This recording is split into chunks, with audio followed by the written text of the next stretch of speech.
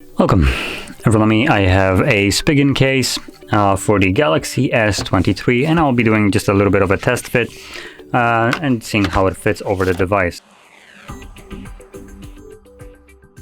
So let's grab the actual device itself.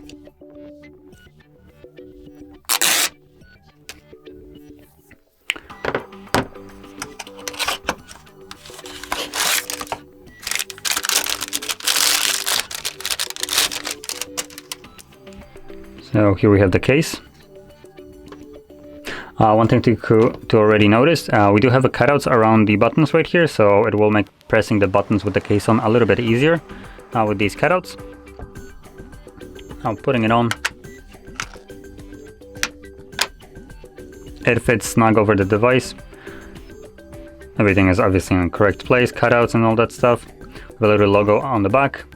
And we do have a little bit of a bezel from the case, so can just place it on the screen and the screen won't get scratched up, just because it does have a little bit of a bezel right here. And like I mentioned, pressing the buttons significantly easier than it would be with some other like rugged thick cases that don't have any cutouts.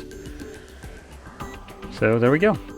In terms of feel, the back itself feels more plasticky, I would say, like a rubberized plastic.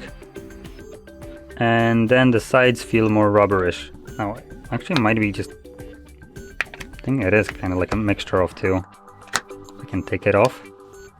Yeah, that is plastic. As you can see, it doesn't really bend. And you can kind of see where it starts to be rubber.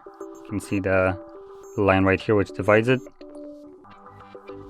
So there we go. Anyway, if you found this video helpful, don't forget to hit like, subscribe, and thanks for watching.